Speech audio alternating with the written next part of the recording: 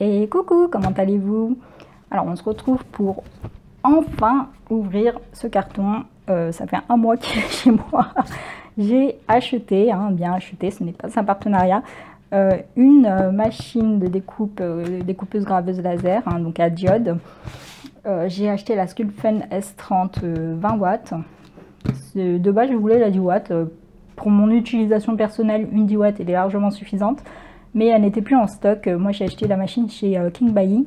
En fait il y a des stocks, mais stock polonais. Et il y a aussi le stock Europe. Donc je ne comprenais pas vraiment quelle était la différence. Je me suis dit peut-être que c'est une histoire d'expédition entre l'Europe de l'Ouest et l'Europe de l'Est. Donc histoire que ça va plus vite d'envoyer à l'Est en partant de la Pologne. Et pour nous c'est... l'Allemagne, ça va plus vite, etc., etc. Et en fait, oui, c'est bien ça. Mais j'avais peur que ce soit un problème de câble électrique, enfin, que ce soit pas la même norme ou un truc comme ça. Donc j'ai préféré prendre une 20 watts. De toute manière, la 10 watts que j'avais mis dans mon panier, c'était il y a un an et demi, un peu plus. Donc forcément, elle n'était plus en stock. Mais en plus, à l'époque, elle était à 750 € la 10 watts. Et là, j'ai payé celle-ci 550 € la 20 watts.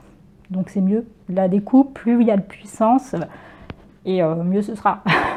Après, l'idéal pour la découpe, c'était les CO2, clairement. Le problème, c'est qu'en regardant les vidéos, j'avais vraiment l'impression que c'était un truc énorme, que ça allait prendre énormément de place et tout. Et donc, je n'ai pas été vers une CO2. Et finalement, Jocelyn de la chaîne JS Tech, si vous voulez des renseignements sur les machines, c'est la chaîne à regarder avec la chaîne de Poly Workshop. Et en fait, il m'a dit non, ça tient sur un bureau, la CO2. Bon, c'est pas grave, j'avais déjà acheté la diode. Et bon, tant pis, bon, j'arrête de parler. J'ai vraiment eu du mal à faire un choix. Il y a tellement de choix. Et les vidéos, parfois, ça aide pas vraiment. Surtout qu'il y a des vidéos, franchement, si vous êtes intéressé par ce genre de machine, vous allez voir, il y a plein de vidéos qui en parlent. Il y a plein de vidéos qui testent, mais parfois c'est souvent des tests, ce que j'appelle des tests bidons. Vous savez, c'est juste, on va juste voir quelle profondeur ça coupe et puis ça s'arrête là. On n'a pas vraiment de petites choses qui sont créées et tout. Et ça j'aime pas parce que moi personnellement, c'est la découpe qui m'intéresse et donc c'est de ça ils en parlent pas dans les chaînes en fait, à part donc JS Tech qui fait à chaque fois une petite créa et tout et qui nous donne des astuces, et Poly Workshop aussi qui teste sur plusieurs semaines la machine et crée plein de petites choses. Donc ça c'est vraiment les deux chaînes que je vous conseille. Et cliquez sur les chaînes avant de cliquer sur la vidéo pour vérifier le contenu des chaînes.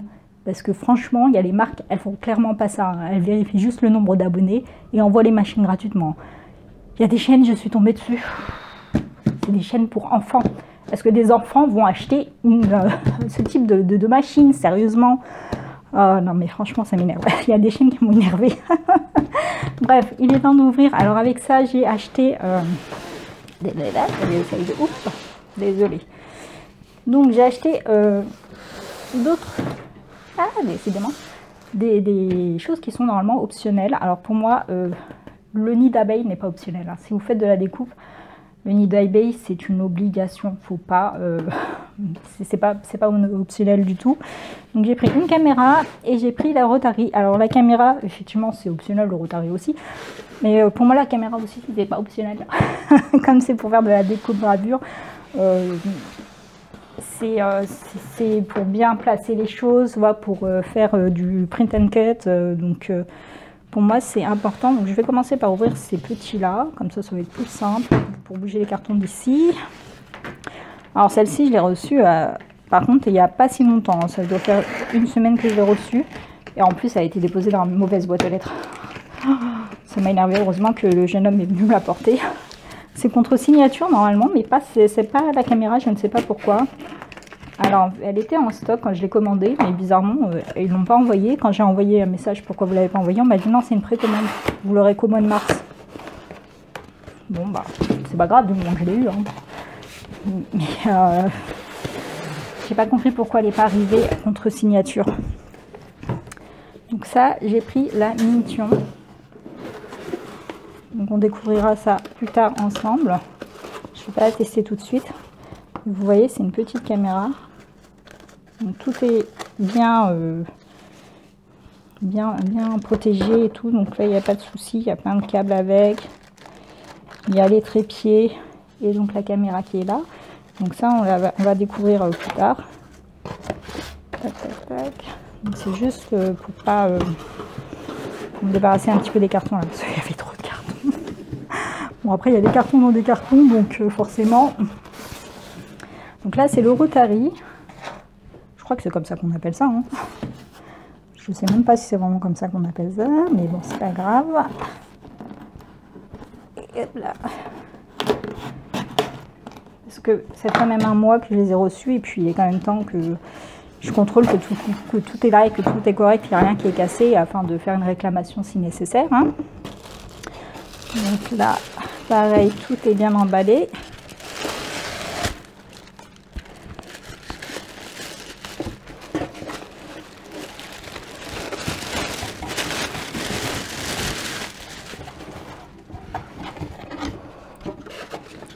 Donc le Rotary, c'est ceci.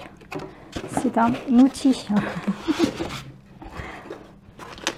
C'est un outil qui tourne ici, qui va permettre de mettre tout ce qui est rond, par exemple des verres, des gourdes, etc. et de graver dessus. Et en fait, ça va permettre au verre de tourner ou à la gourde, peu importe, hein, ce qu'on met donc le cylindrique. Ça va tourner pour pouvoir être gravé sur toute la surface. Ça, c'est vraiment pas mal. Donc là, ça m'a l'air ok aussi. Hein, vous avez vu, tout est bien protégé comme ça. Et vraiment, c'est bien incrusté dedans. Donc ça aussi, je le testerai, mais dans une autre vidéo. Là, j'ouvre juste pour vérifier. Bon, alors ce carton, il n'y avait qu'un carton. C'est pas un carton dans un carton, c'est déjà ça. Hop. Et évidemment, pour moi, ça, c'est pas optionnel, c'est le nid d'abeille. D'ailleurs, chez Sculphen, le nid d'abeille, chez Kimbai, le nid d'abeille, il est souvent offert avec la machine. Au moment où j'allais faire mon achat, j'avais mis donc la machine dans mon panier. Le nid d'abeille était offert avec la machine pour 548 €. Mais le temps de me renseigner sur les machines, parce qu'il y avait des nouveautés, etc., j'ai laissé passer... j'ai laissé passer l'offre. Bon, après, il coûte 36 € et il y avait 20 $ de réduction avec le code, donc c'est pas très grave quoi. Vraiment, je vous conseille le site. Hein. Les liens sont en barre d'infos. Évidemment, oups, des cartons. Je crois que je vais mettre par terre hein, parce que là, ça va être horrible sinon pour filmer. Donc le nid d'abeille, c'est ceci. Donc c'est une grande plateforme comme ça. Là, vous avez de quoi bloquer les matériaux. Vous avez... C'est quoi? Des aimants? Des protèges? Je pense que ça doit être des protèges. Et une plaque en dessous. Vous voyez, là, il y a la plaque. Donc en fait, c'est pour ça qu'on appelle ça des nivailles. Bon, c'est comme ça, en nid d'abeille. Ça va permettre à la découpe, qui va se faire, de pas... le bois, il ne va pas brûler en dessous. Ça ne va pas vous faire des traces de brûlure. Et au fumé, de bien passer, etc. Et là, on a donc la petite plaque en fer. On retire ce truc bleu, le petit plastique qui protège bleu, pour protéger notre table, comme ça, enfin notre plan de travail. Ça va éviter que on découpe aussi le plan de travail. Donc voilà pour ça. Donc là, je vais les retirer. Je vais mettre par terre. Parce que ça va être compliqué en fait sur la table. Donc vous voyez la taille du nid d'abeille. Donc la machine est bien plus grande. Hop là. Et donc pour la machine, c'est un grand carton comme ceci. Et je vais juste la déballer ici et je vais la monter. Je me poserai directement par terre pour pouvoir la monter parce que ça va être compliqué sur la table. Bon.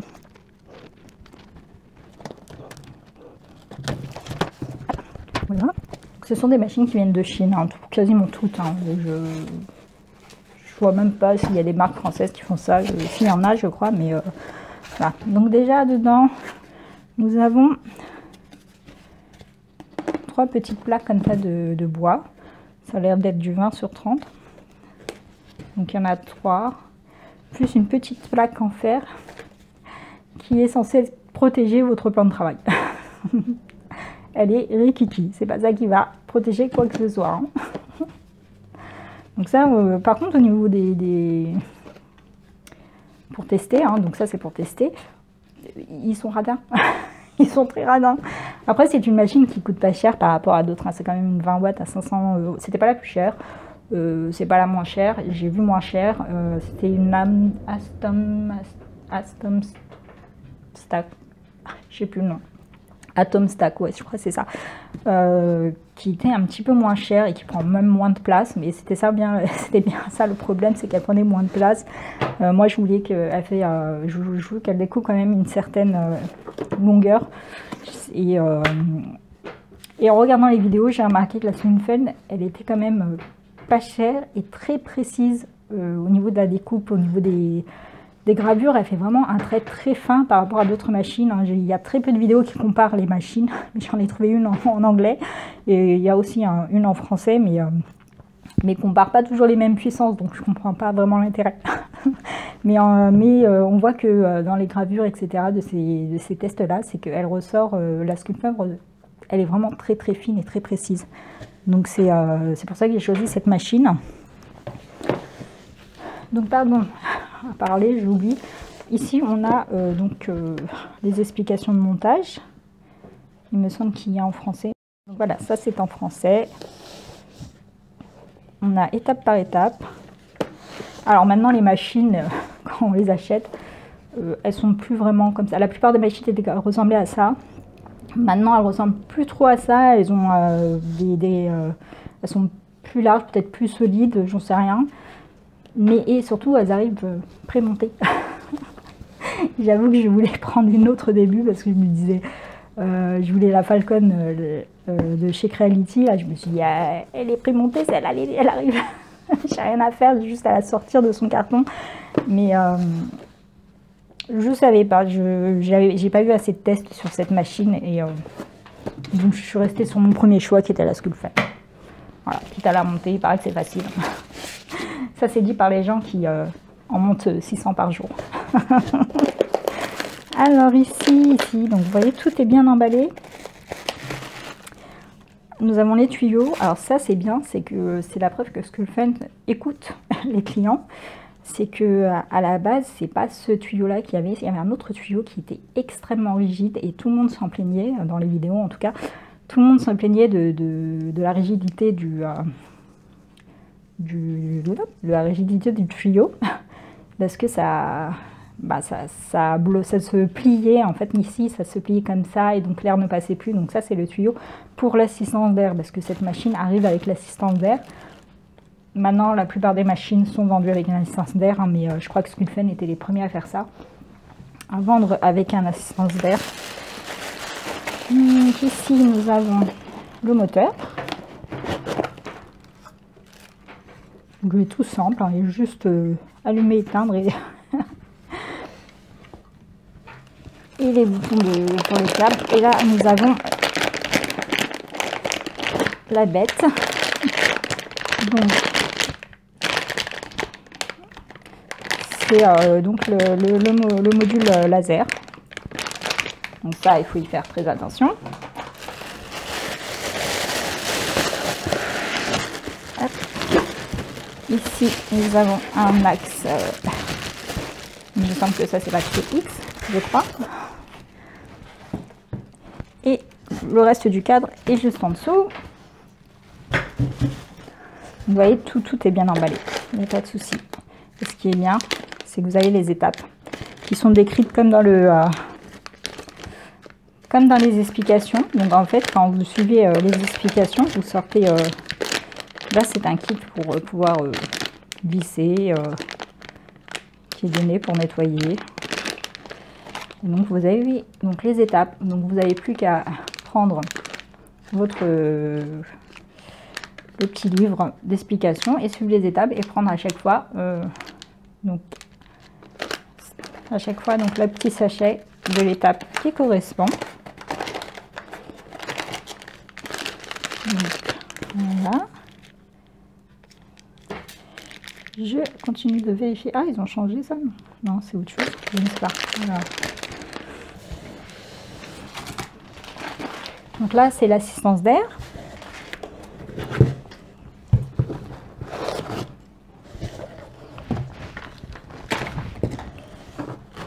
Là, c'est le cache de protection parce que ça vous bousille les yeux, les lasers.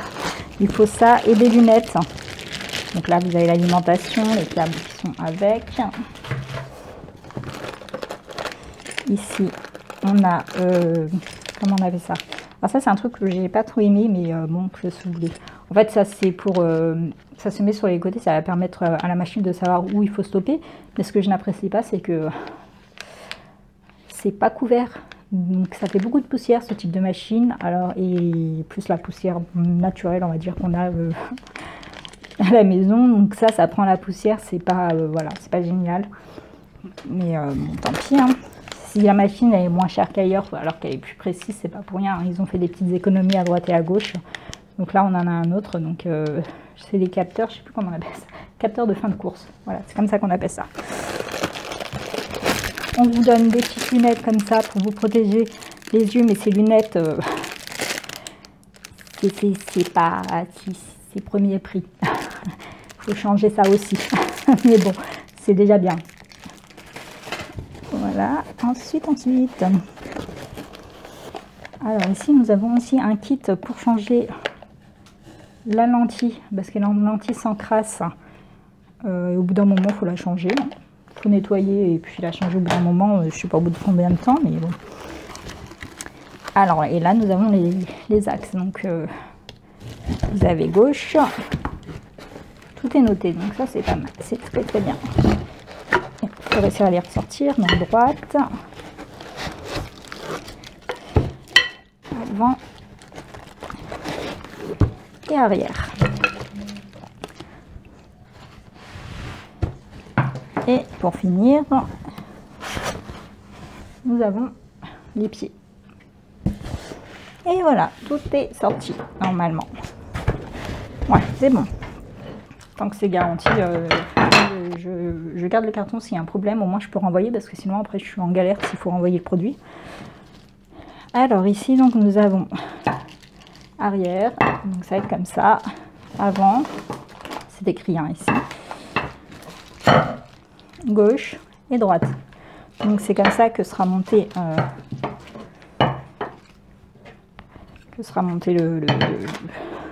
la machine. Ici, nous avons les pieds, donc qui va supporter la machine, puisque la machine est quand même un petit peu en hauteur. Ensuite, ici, nous avons l'axe qui va se mettre sur les deux barres au-dessus et la tête, donc le laser vient se poser là et c'est comme ça que ça fonctionne.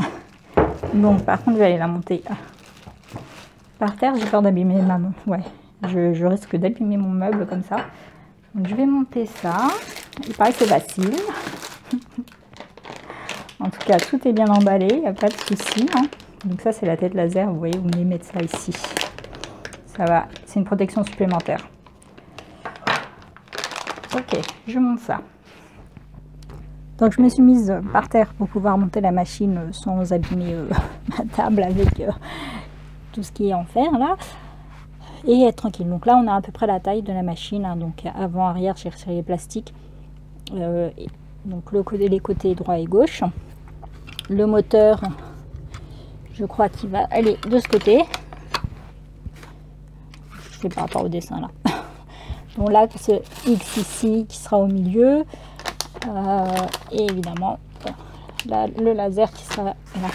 J'ai aussi acheté ceci sur AliExpress. Donc c'est des rails, une chaîne de câblage afin de pouvoir mettre les câbles dedans pour pas qu'ils traînent. Et l'avantage, si vous voyez, ça bouge comme ceci, ce qui fait que ça bouge, ça prend, enfin les câbles vont rester coincés dedans et puis quand la tête va bouger à droite, enfin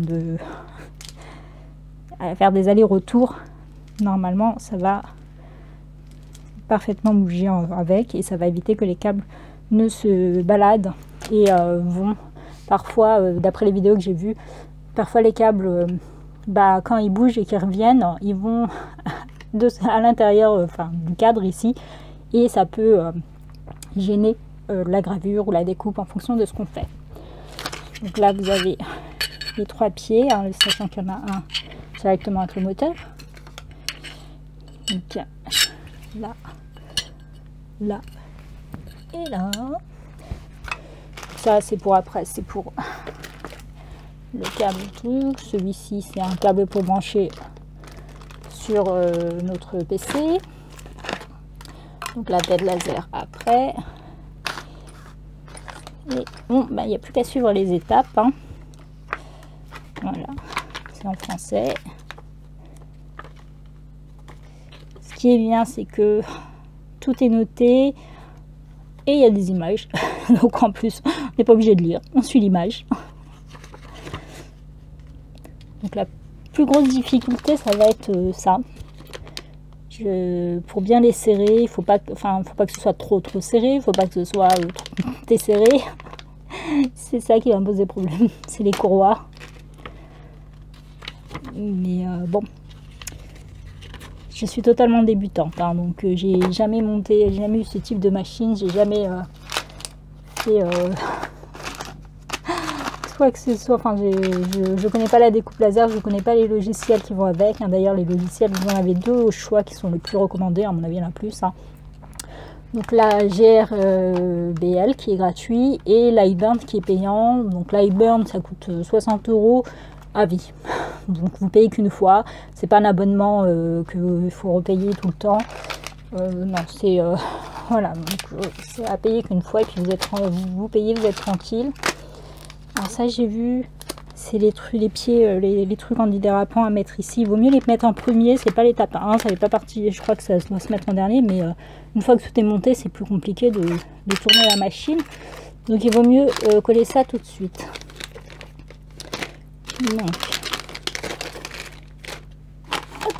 Donc là j'ai l'étape 1, j'ai les outils, et je préfère mettre ça de suite, comme ça c'est fait.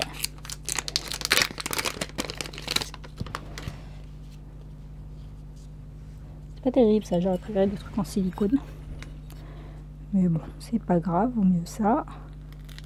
J'espère que ça se décolle pas avec le temps. Je sais pas trop, ouais, comme ça. Hop. Ah, ça se trouve pas ici. Je pense que je peux pas décoller une fois que c'est collé. Si, c'est bon. Faut pas que ça touche la vis, hein, parce qu'en fait cette vis, avec le Rotary, j'ai besoin de surélever la machine. Et donc j'ai besoin que la vis soit apparente. Enfin, que le trou pour la vis soit apparente. Voilà. Donc je fais ça pour tous les pieds. Et je monte la machine.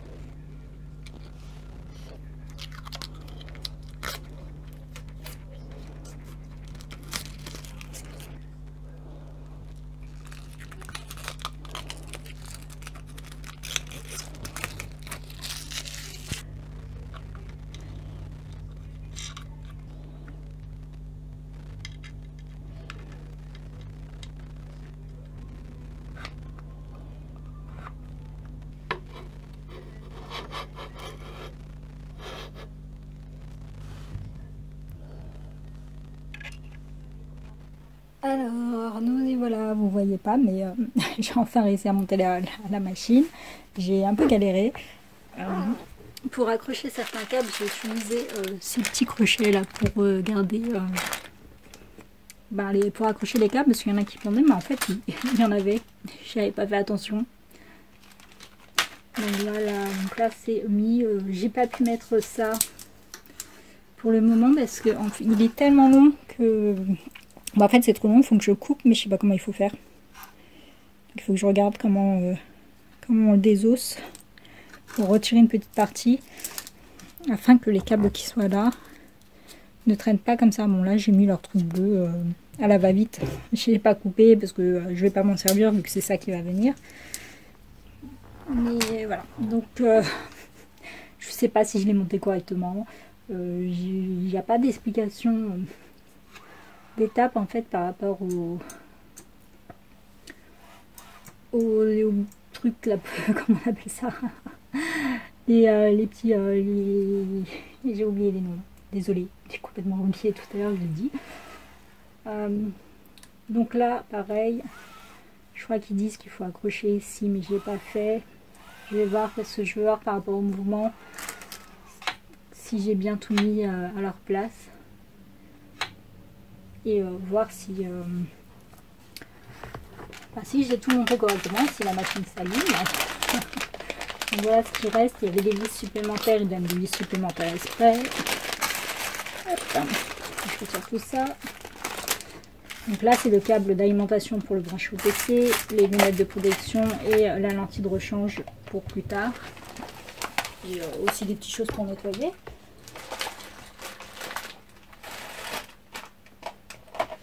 Alors il est temps d'aller sur le PC. Alors je pense que normalement il peut se connecter sans fil, je crois. Donc je suis pas obligée d'utiliser le câble, j'espère. Donc je vais démarrer des tests avec les trucs qui donnent. D'abord je vais mettre mon nid d'abeille.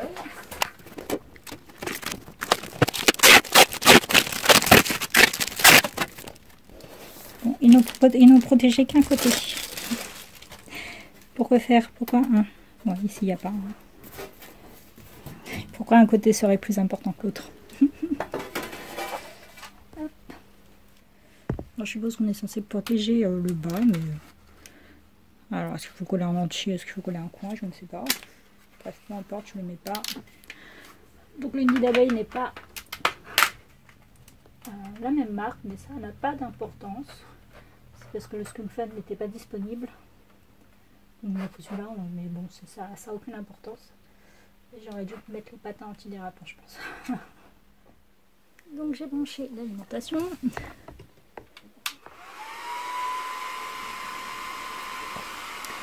Alors voici un truc qui n'est pas terrible. C'est que j'ai juste allumé ici et le moteur s'est mis en marche alors que le laser ne fonctionne pas. Enfin le moteur, le ventilo du laser. Et ça, bon bah, ça n'a pas de sens. Je vois pas pourquoi il s'allume. Donc l'avantage c'est que l'assistance d'air là, bah, en fait il s'allume automatiquement, il se lance directement avec le logiciel. Bon, au moins ça s'est allumé, c'est bon signe. Alors là je vais aller sur le PC, je vais aller installer Lightburn. Parce que je ne sais même pas comment ça fonctionne. Et je vais commencer à faire des premiers tests. Donc il vient de finir le premier test de gravure. Il n'est pas ouf. C'est carrément passé à travers. Donc c'est trop puissant. Hein. Il faut pas monter jusqu'à... il faut pas monter haut dans les puissances avec celui-là pour la gravure. Et faut pas être trop bas au niveau des vitesses non plus. Après ça va dépendre évidemment de ce qu'on grave, mais pas là pour le bois. Là, il a totalement coupé. Donc c'est pas propre ici, c'est normal parce que vu que ça a commencé à faire comme si je le découpais, forcément sans R6 c'est pas bon. On voit que c'est bien propre, enfin c'est pas propre du tout même ici parce que c'est trop puissant. Je sais pas comment changer les paramètres ici parce que là tout ça c'était bien trop puissant en fait au niveau de l'écriture. Mais bon, je ne sais pas pourquoi j'ai rien de ce côté. Peut-être que ça ne grave pas 10%, enfin ça m'étonne. Mais... Et ici c'est complètement creux. Hein. Bon, je vais continuer mes tests et faire un test des découpes déjà là-dessus. Je vous épargne tout ça. Hein.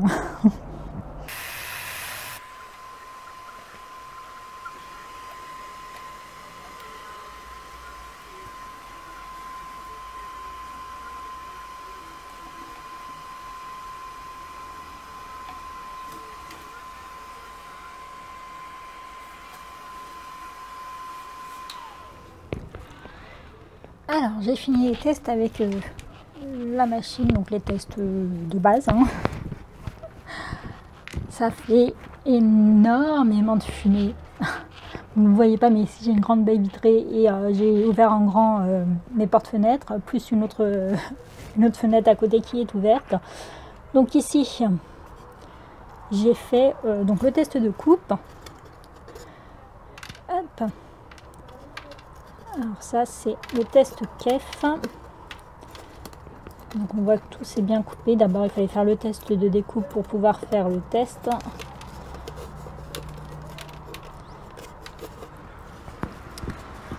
Il y a trop de soleil parce que j'ai accroché mes rideaux pour j'avais peur que ça se prenne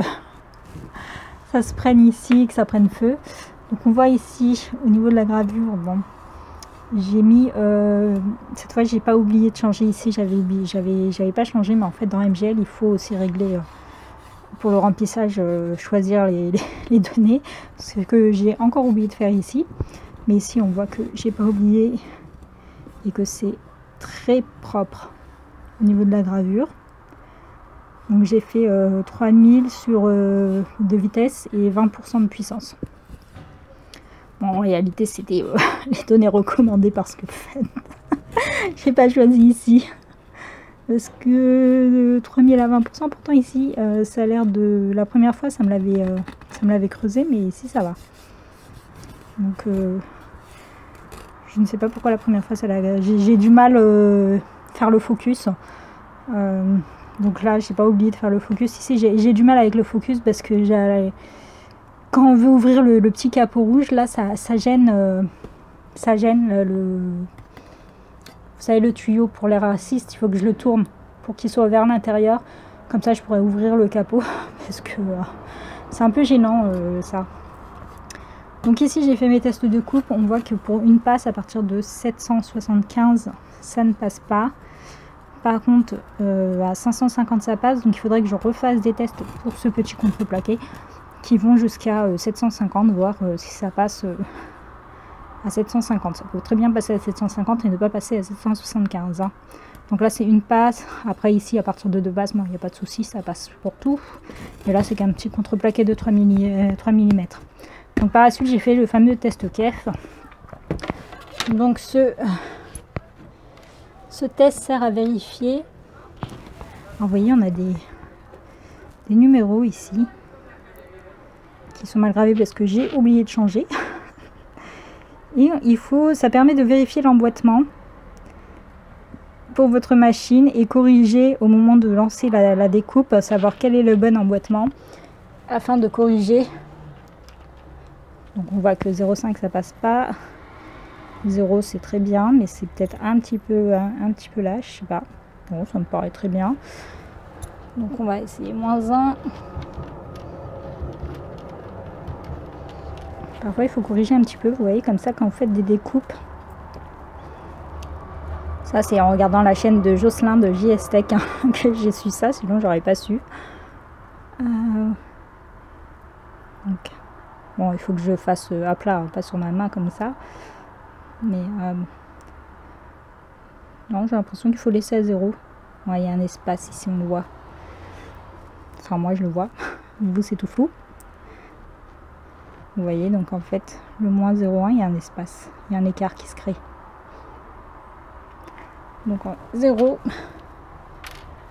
j'ai pas besoin donc de corriger quoi que ce soit. Moi, mon laser il est très précis, donc ça fait que ça a l'air d'être bon, que j'ai pas besoin d'apporter une correction. Je vais vérifier avec les autres, mais voilà. Donc c'est pareil pour ces petits cercles, c'est pour voir si toutes les pièces s'emboîtent correctement, si on a envie de faire un espèce de puzzle, quelque chose comme ça. Ici on voit que la pièce elle est lâche, vous voyez, elle tombe directement. Donc peut-être que là il faut pas du 0. Enfin si je prends pas la bonne pièce en même temps, il faut que je le retrouve là. Maintenant j'ai un petit puzzle, j'ai tout qui est là. Où est le 0? Là. Donc ici j'ai mon petit 0. Et voilà, il y a trop d'espace. Donc il faut que je trouve le bon jeu. Donc voilà pour ça. Donc maintenant je vais faire un tout petit projet. Donc comme j'ai testé que sur ce bois, je vais continuer avec ces petites planches qui sont fournies. J'ai envie de faire un petit livre. Donc j'ai téléchargé un fichier pour ça. Le problème c'est que normalement, pour que ça rentre, il va falloir que je rétrécisse le fichier, enfin il faut que je réduise la taille du fichier. Et le problème pour le livre, comme le but est de voir si ça va bien se plier le bois, normalement je ne dois pas juste réduire la taille de mon fichier, il faut que je corrige la taille, l'espacement de ce qui va me permettre, je ne sais plus comment on appelle ça, mais les découpes qui vont me permettre de plier le bois.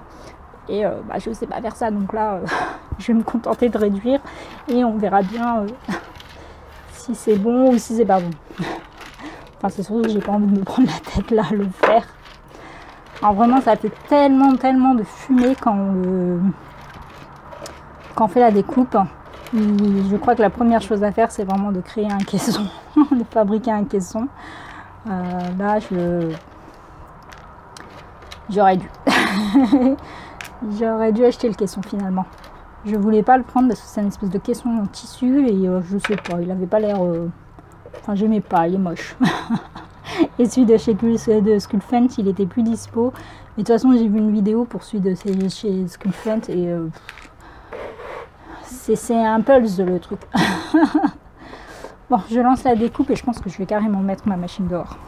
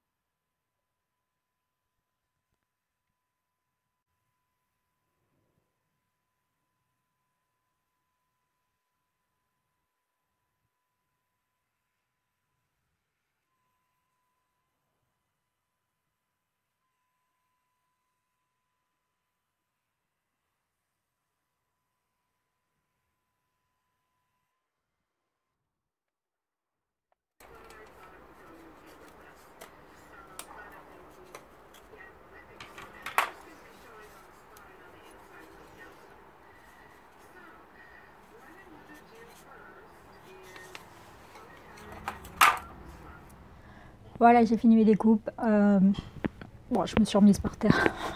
Je la remettrai ailleurs parce que c'est pas pratique qu'elle soit par terre. Alors, ça se découpe parfaitement, sauf que j'ai eu un souci que je suppose... Enfin, vous voyez, je l'ai coupé 2 fois. Le problème, donc là, ça s'est coupé très bien, il n'y a pas de souci, ça se plie. Toutes les tout petits morceaux se sont découpés, ils sont tombés tout seuls. Et le problème, c'est le reste. Je ne sais pas pourquoi, mais le fichier, la découpe, en fait, j'ai eu des problèmes, c'est qu'ils sont pas la même taille. Vous voyez, celui-là, il est plus court. Il est plus petit, il est plus court. Donc forcément, ça ne va pas. Et c'est pareil, avec ces deux pièces qui auraient dû être identiques. Une est plus grande que l'autre. Mais en plus, là aussi, c'est pas bon. Et pareil pour cette petite pièce. Donc là, ils sont petits comme celui-ci, donc je ne sais pas. Et ce qui fait que normalement, je suis censée les mettre comme ça. Ensuite, j'ai cette petite pièce qui est censée s'emboîter à l'intérieur pour bloquer le système ensemble. Vous voyez. Donc c'est censé être comme ceci, comme ça, puis ça. Puis vous prenez la piqueterie, les petites pièces comme ça qui ont été découpées séparément. Et vous venez tout emboîter. Mais il n'y a rien qui va.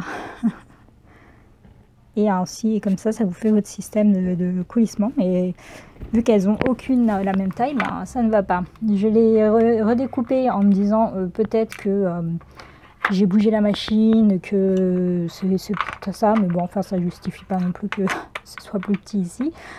Donc j'ai relancé la découpe. Ben, ça m'a fait pareil. Ça m'a fait pareil. Donc je suis venue coller les morceaux avec, mais le but n'est pas de coller justement. De manière à créer le système. Ça. Donc de coulissement, je viens de le coller, mais le problème c'est que voilà, si vous mettez trop de colle, ah ça a fonctionné, ah c'est peut-être la colle, ça a dû prendre. Bon, voilà, ça marche pas très bien parce que les pièces n'ont pas la bonne taille. J'ai une pièce qui est bien trop grande par rapport au reste.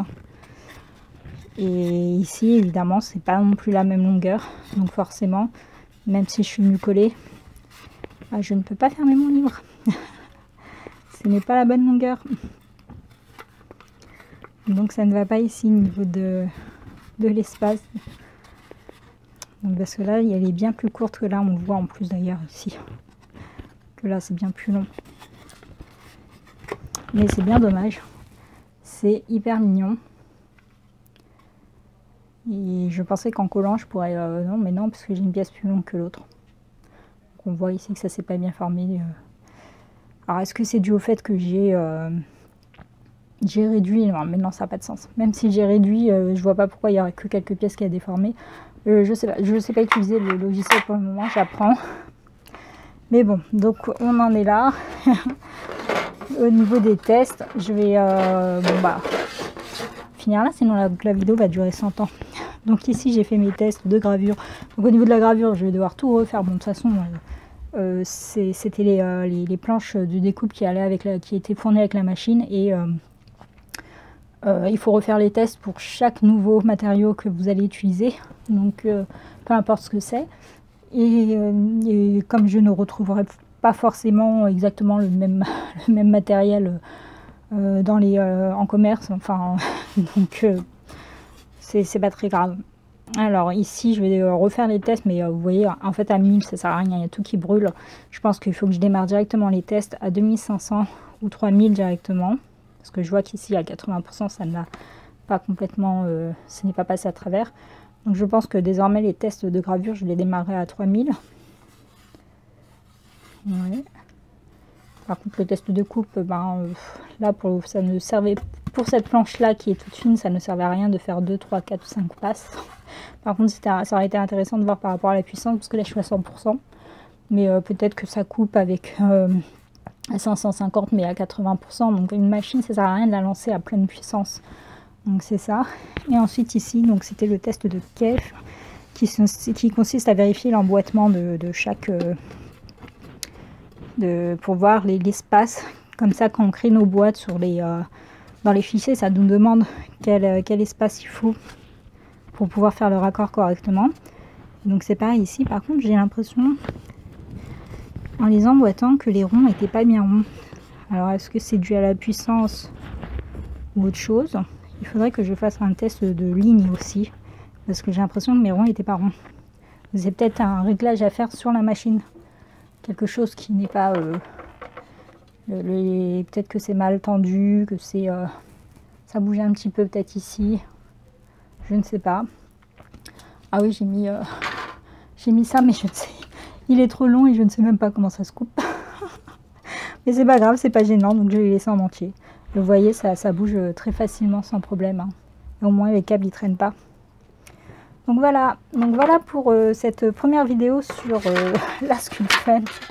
Et bon, bah, je vais apprendre à l'utiliser d'abord, hein, donc ça reste intéressant de voir que tout le monde galère au début. C'est ça, hein. On n'a pas la programmation de la machine directement intégrée dans notre tête, hein. Donc c'est normal qu'on galère au début, c'est pareil pour tout le monde, j'espère que je ne suis pas un cas désespéré. Mais voilà, je vais apprendre à l'utiliser, puis je reviens vers vous montrer un petit peu ce que j'ai fait, notamment de la gravure, parce que là j'ai pas fait de gravure, hein, mais c'est vrai que j'étais plus intéressée par les tests de coupe. Mais je vais faire aussi de la gravure. Donc je vous remercie d'avoir regardé cette vidéo. Je vous souhaite à tous une bonne journée ou une bonne soirée en fonction de l'heure à laquelle vous regardez cette vidéo. Bye bye!